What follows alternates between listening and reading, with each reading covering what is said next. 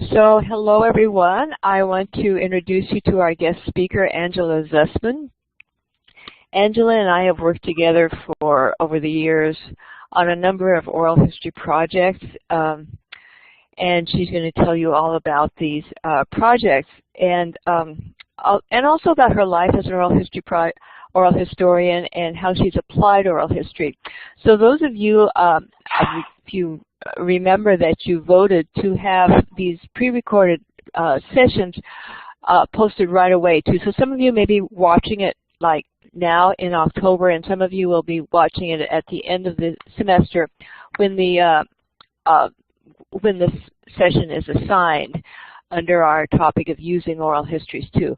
So if you're watching it earlier, just keep in mind that Angela and we're going to frame the conversation around the idea of using oral histories. So we've worked so hard to create the oral histories, to transcribe them, and to prepare them for archiving. Now, so this is going to be the next step. This is going to be how oral history as a methodology is used for other particular goals, for transformation, for community engagement, and things like that too. So think about that as we go through this too. Okay, so much for introduction, and Angela, I'm so glad to have you here, and I thought maybe we could start the conversation with some information about your personal background and your childhood, if you wish, family influences, or whatever it is that you think is important that brought you to oral history as a methodology and brought you to the point you are today. Sure, absolutely, and thank you so much, Nancy, for this opportunity. You are sort of the consummate oral historian and have always been a great inspiration to me. So I'm really happy to, be having this conversation with you. And hello to all your students. Thank you for taking this class. Thank you for your interest in oral history. I would love to know more about all of you and what your interest is and what leads you to this class as well. So perhaps we'll have a chance to meet sometime. I think my path to oral history was somewhat accidental. It certainly stemmed from my personality just always being extremely curious, very interested in other people and wanting to hear their stories. And I think I've always been a good listener. Something in me just sort of naturally makes people want to open up and talk to me. Some might call me nosy. I always ask as many questions as I can ask, right, and learn as much as I can learn about someone. And I really put this to the test.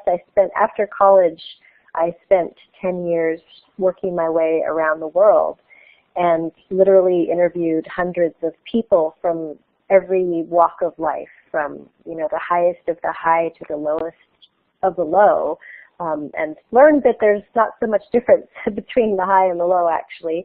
But what I found in this process, in addition to learning a lot about wonderful people and amazing cultures, and sort of humans, what makes us human, is that there is an amazing power to being in conversation with people, and specifically creating a space where you're listening closely to what they have to say, asking questions that allow them to open up and show you their truth and show you their brilliance and their pain and their challenges and what they want to show you. So there's something very sacred about that space that's created when you have someone who's speaking freely and openly and being listened to with deep respect. So I became quite a fan of that space, wanting to create that and sort of marveling at what happened when that space was created. So this is what led me eventually to what I discovered as personal history, which is helping people tell their stories and helping people write their family histories and their memoirs, and really just talking about their lives. So that was sort of my first iteration into this field, and I thought I had invented it. Here I am, I'm this person who likes asking questions and helping people tell their stories. I'm going to start this business and help people tell their stories. And then lo and behold, I discovered that there was this academic tradition behind it called oral history. So I studied oral history, I took some courses, and I practiced it. I mean, I had already been practicing it sort of unofficially, But then once I studied the methodology more, I learned more about archiving and accessibility and different aspects of the methodology that I wasn't aware of before. So that's why I say I kind of accidentally discovered oral history and was so happy to find such a rich tradition. Angela, I want to address both Angela and the students too, because we haven't talked at all about the Association of Personal Historians. And this is kind of a side branch of the kind of oral history that we're starting. I've talked about it as the traditional oral history too. And the personal historians are doing, there's actually an Association of Personal Historians too. There's a whole wonderful group of people. It's an avenue, it's a way of using oral history where actually is a career and you can make money and so forth too. And I know that you've been involved with this organization for a lot. Can you tell us about it too? And actually, I'm thinking about maybe if some of the students might want to follow this as a career path, if you can talk about it that way and kind of the practicalities of personal historians. Absolutely, yeah. I was really very happy to find this group of like-minded souls through the Association of Personal Historians. So definitely if that's something that you're interested in, and over the years I've met many people who've considered this as a career, I would say it's a fantastic step is find your local branch of the Association of Personal Historians and join it. Great people, I got lots of advice, just a very supportive group. And then most of the people who I have met who are personal historians, there's something that we all have in common, which is a deep respect for humans and a deep interest in their stories. Some people come from a journalism background, some from a therapy background. I was pretty much the youngest one in the room almost at all times, but people who already have that interest in helping people open up and see that there's a value to that. There are some people who focus on making videos, so maybe shooting a video of someone's life story and editing that. There are other people who specialize in helping people write their stories and perhaps produce books. So there's different ways that you can approach it as a career. I've done both video and books. Books are what I do most often. And you know, everyone has their own take, their own angle at it. For me, it's always been the process of helping someone tell their story has always been as important, if not more important, than the final product.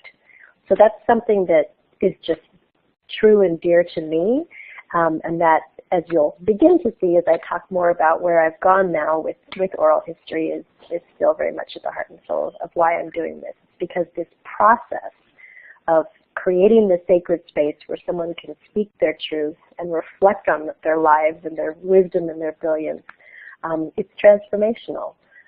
It's as simple as that. So that's what keeps me interested. Yeah, so there's lots of opportunities in a career way. So I would say check out the Association of Personal Historians. For me personally, as I was doing the work, not only was I helping individuals, but I was also teaching a lot of workshops, working in a lot of senior facilities, mainly helping elders tell their stories. And that's how I became involved with more community oral history or community storytelling projects, where it wasn't just me one-on-one with a client, but me working with groups. And whether I was working with individuals or working with groups, what I began to see again and again was this transformation happening right in front of my eyes, sometimes in a very short period of time. One time I remember I was giving a workshop at a senior care facility, and this woman just had an enormous breakthrough. I mean, we'd only been there for 30 minutes or something like that, but we created the space for her to speak, and she felt completely respected and honored and had a huge breakthrough about her own value. So those are the types of things that were happening again and again and again, and I thought, oh, I've got to do something about this. This is so powerful, so healing, so transformational. What can I do to help bring this power to more people? Wow, that's quite a good testimony for oral history. So Angela, you might be interested in knowing that the students are are conducting their interviews this week and next week exactly. So some of them are, a few of them have already done the interviews, but most of them are just about to feel that sense, that transformational sense, that bonding as they're doing the interviews. So this is a really good time to be talking to, and I can only reiterate or to emphasize what Angela's been saying about the impact of the interview experience too. So thank you. So that really brings us well into talking about your work with communities, also with oral history too, and that's where you and I met at the Oakland Asian Cultural Center Oral History Project. I'll move on to that, where we were both on the project team, and this project really did work with oral histories of young people interviewing elders, and so why don't you explain more about that too, and the goals and the successes and all of those. It was actually just a fantastic project. Okay, super. So Oakland Asian Cultural Center, amazing place, and they had Oakland Asian Cultural Center is a community center that exists right at the heart of Oakland, Chinatown, which is, as you can imagine, rich with stories and history and firsthand accounts of things that we just don't hear enough about. So folks in the community had gone to the Oakland Asian Cultural Center and said, you are holding the culture of this community. We have so many elders in this community who are getting older and older and older. We need to record their stories. We need to document their wisdom and their experience so that it can be passed down for future generations. So this was the desire of the community. And then listening to their community, the leadership at the Oakland Asian Cultural Center said, yes, let's do this. Let's create an oral history project. And then thankfully, they hired me to come in and be the project manager. So the way that we designed the project was to train local young people in oral history and let them conduct the interviews. And this is sort of a perhaps controversial approach in some ways. These were obviously untrained interviewers, young people, teenagers with very busy lives, lots of things going on, but it was important to us that we create legacy in the community so that it wasn't just the elders who knew the stories, but that in the process of recording this oral history project, that they would be passing the legacy on to the young people. So that was an important part of why we made that decision. And then in the course of doing the project, I kept my eye on the elders, of course. I mean, their stories were amazing and fascinating, and I'm so glad that we did record them. At the same time, I was watching the young people, and I was seeing them transform, just listening to these stories, or in some cases, just being in the room with someone that they felt like, oh, I'm a teenager, I would never be in the room with a vice mayor. One of the people we interviewed was a vice mayor. And feeling really a kinship or a sense of equality with the elder that they were talking to. So what I observed is that this power I've been talking about of speaking and listening created a sense of equity in the room, that there was, that each person had something valuable to offer, and that in the listening up to the stories, the young people were having breakthroughs in terms of feeling connected to people of older generations, feeling like they had skills they didn't know about, that they now could go and talk to their own family in ways that they had never been able to do so before. I remember one of the young people saying, I've never had anything to talk to my grandmother about, and now I do. Now I know I want to ask her these same questions. And when he went and asked her those questions, he found that she was an amazing, wise person with, experiences that made his jaw drop, and that obviously revolutionized his experience with his own grandmother. So this was key for me to see not just the power of recording stories, not just the power of intergenerational oral history, but also what happens for the interviewer as part of this process. So we built into this project some reflection and time for the interview team to reflect on what they heard, really assimilate it, and then express it back out in their own words. Successful project. As I said, Angela and I were both part of the team, and it was successful on so many levels. One of them was exactly what Angela says, that it was really a transformational experience that not only had an impact for the interview experience itself, but also for the youth to take on to their own families or in their future educational goals and so forth. And I think that it probably had also an equal impact on the narrators, on those who were interviewed too. But I want to put in a plug for my part in this project too. So not only were we working on recording and transcribing, but we also made sure that all of these interviews were archived, and they were archived in three libraries. The Mills College Library, where I was working and who was the academic partner for this project, the Oakland Public Library, and the Oakland Chinatown branch of the Oral History Project, and those are available online through the Mills College Library right now, so they will always be there.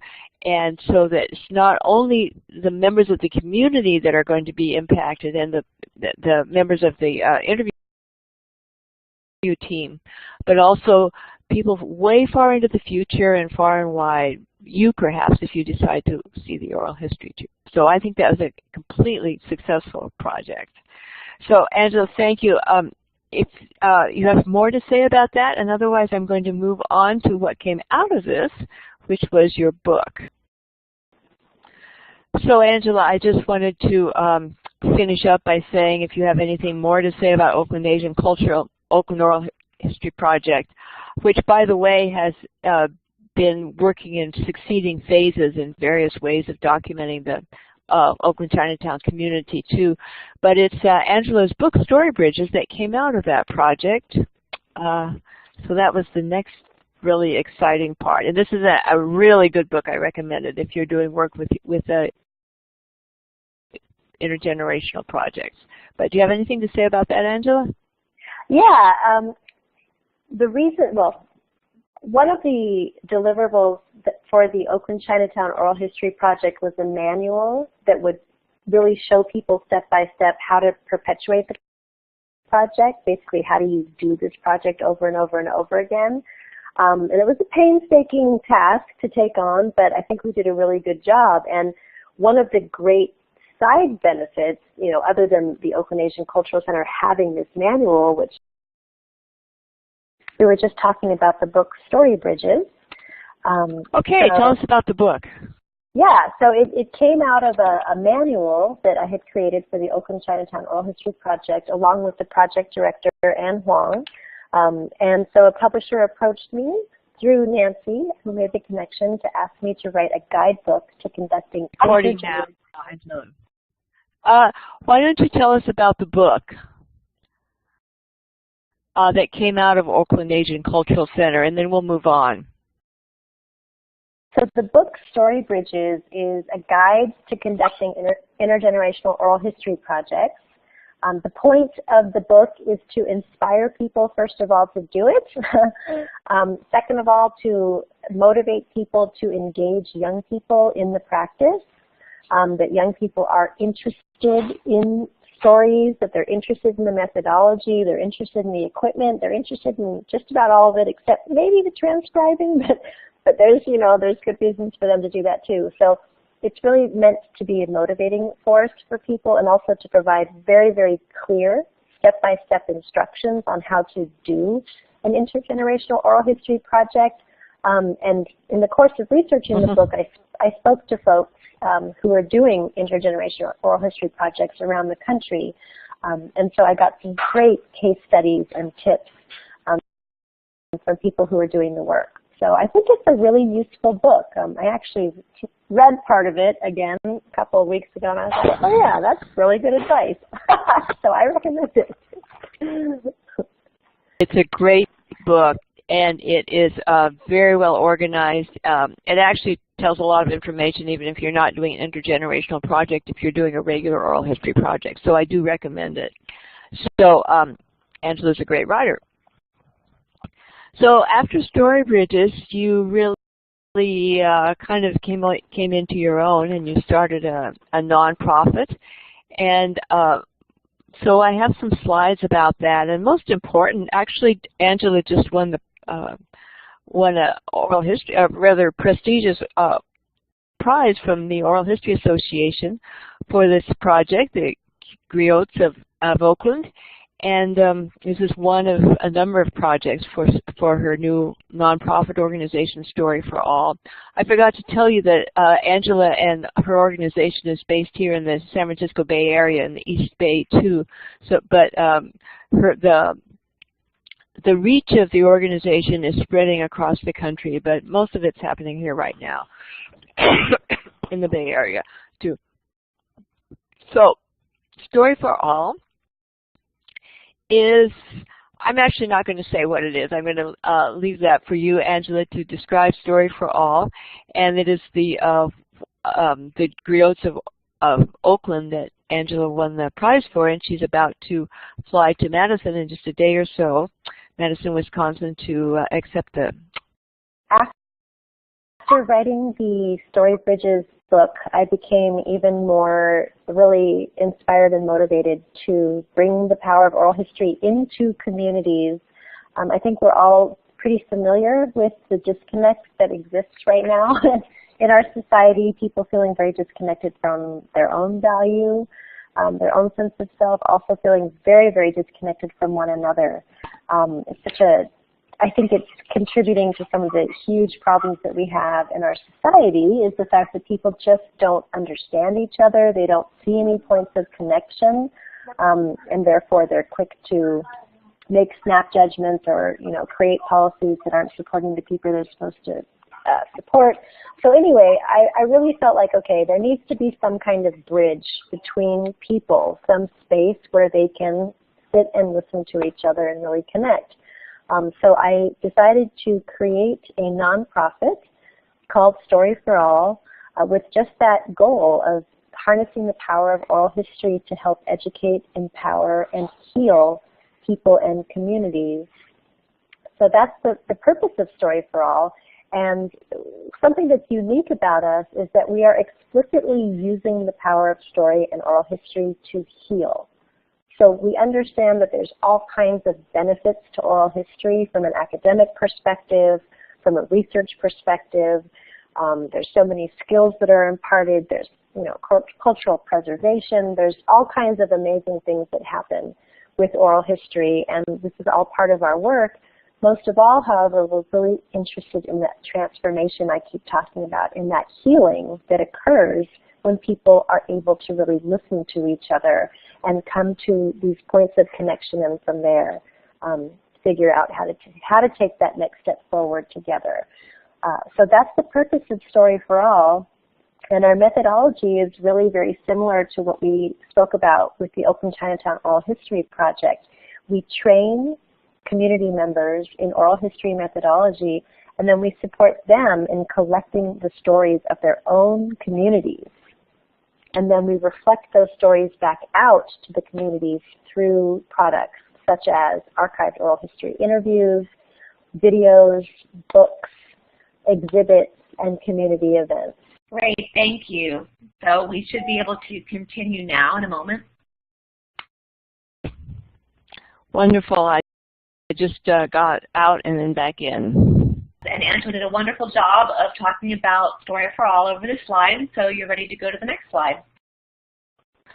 Wonderful, Angela. Thank you. So, everyone, we have a series of slides here about Story for All and about the Oakland Project of African American males.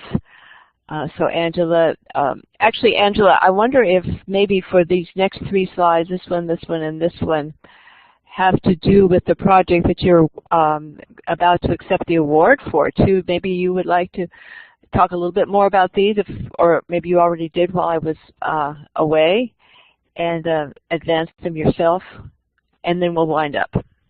Okay, great. Thank you. Yeah, so I spoke a little bit about what our basic methodology is, I mean, we've been really fortunate that there's been really great receptivity to what we're doing. One of our main sponsors has been Alameda County Healthcare Services Agency. They really see what we're doing as being a healthcare intervention, which I think is really interesting for your students because, you know, oral history doesn't just live in the world of academia. It's now very much being used, in my case, in the world of healthcare and community health, community advocacy, social justice, and even in the creation of policy. So these are some of the things that we are really, really excited about, and we're getting a lot of traction. So, you know, when we talk about applying oral history, these are some things that I would love for you to take away from this conversation is how it can have such an impact. When a community's voice is heard, then there is no telling what can happen as a result. So one example of that is this slide you're seeing now is the Griots of Oakland. So this is sort of the flagship project of Story for All. It really represents the heart and soul of why we exist as an organization. We were given the opportunity at Story for All to partner with a group called the African American Male Achievement Office, which is based in Oakland Unified School District. And it's actually the only school district in the country that has an office specifically dedicated to looking at the achievement gap that African American young men are facing. So I can go into a lot of detail about the challenges that these young men face, but let's just go to one statistic, which is that if you look at all of the African American men in our country, the statistic is that 1 in every 3 will be incarcerated in his lifetime. So that is a terrible, terrible number, and there's a lot of reasons why that's the case. And one of the reasons is because of a negative narrative that is being played over and over and over again about young black men. So we wanted to help change the narrative. We wanted to let these young men speak for themselves and tell us what's going on in your community, what's going on at school. How do you feel about career? How do you feel about family? And so that's what we did. Using the methodology I've described, we trained a group of young men, African American young men, in oral history, and then we supported them in conducting 100 peer-to-peer interviews with a really diverse group of African American men all across Oakland. And then once we had collected all those interviews, you know, reflected on them, what have we learned? It was extremely mind-opening for the young men who conducted the interviews, as you can imagine. We then published a book and produced a museum exhibit and a big community event to celebrate the publication of the book and the opening of the exhibit. And we created products that were extremely high quality. This is something also that we were very conscious of because we understood that this was a message, these were voices that need to be heard far outside Oakland Unified School District. This is a message that people of all ages and races need to hear if we really want to take care of one another in our society, if we really want this country to be and remain great, then we all need to pay attention to this issue. So we wanted to create products that would really grab people's attention. And also we wanted to frame things in a very authentic and raw way, but also in a positive way, so that we were showing a different story from the story that's been showed over and over again. So, you know, some of the input we've gotten as a result of publishing this book and putting out this exhibit are, I mean, ecstasy, I can tell you. The museum opening was just a joyous, joyous event. You know, hundreds of people, like I'm saying, of every age and race and color and shape and size celebrating together. There's the intrinsic humanity in what it is that we're showing here. And here you see a slide of these 5 young men. They were all interviewed for this book. And then at the event, we invited them to talk about their experience of it. And then at the end, they spontaneously did this power to the people. And everyone just was on their feet. You know, it's like these young men, they're brilliant. They're amazing. We want to support them. They're just shining, shining lights. And that's what we wanted to show people. So using oral history, we were able to uplift the brilliance of this community and shine it back out to the community in a way that affected the community members, family members, as well as the policymakers who were in the room, the educators who were in the room, the people who are saying, you know what, law enforcement officials really need to read these books. And school administrators and principals really need to read these books because they don't understand what's going on for these young people. And therefore, they're not creating policy that supports them.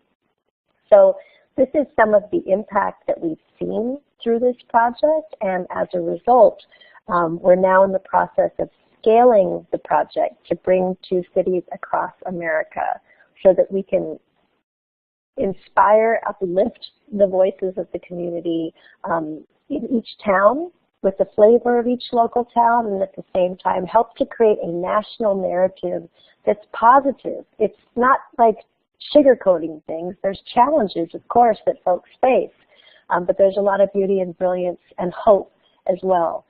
So that's what we're using the oral history process to really shine a light on, and thus this project is called The Shine. Isn't that fantastic and inspiring too? And this, go ahead. Well,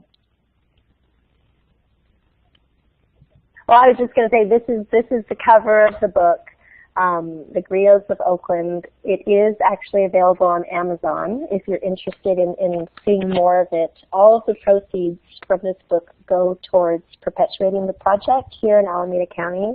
And across the nation. So I highly encourage you to check it out.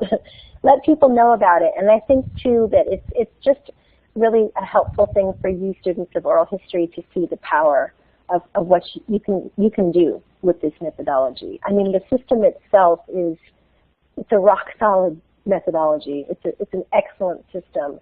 And for me, at its heart and soul, what it does is it says to people that they matter.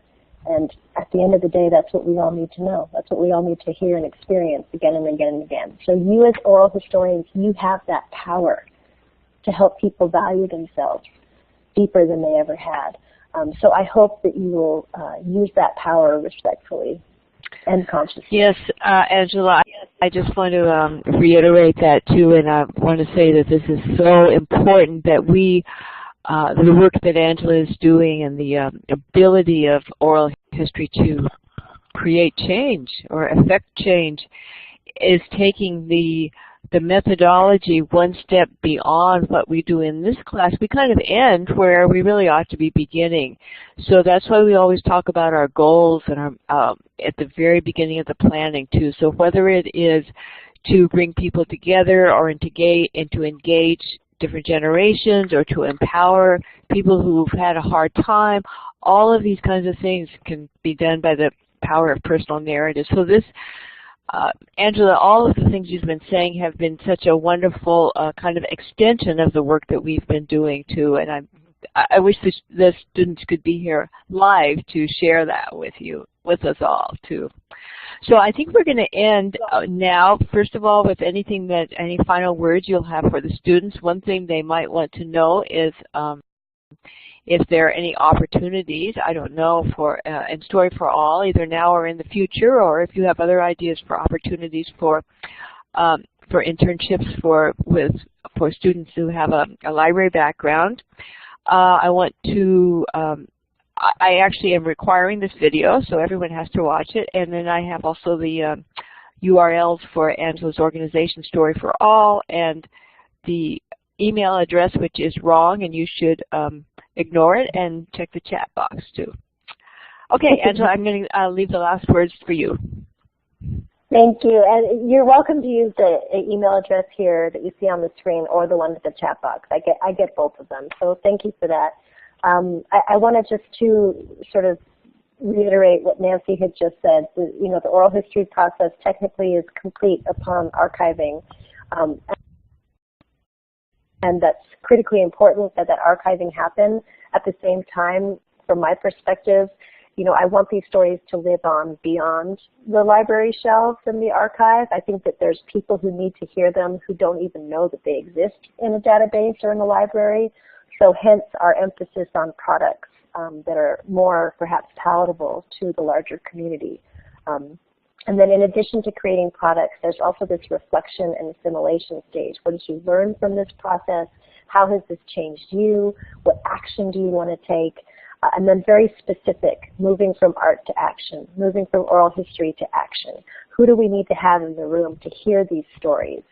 How does this affect policy? How can this help transform a community?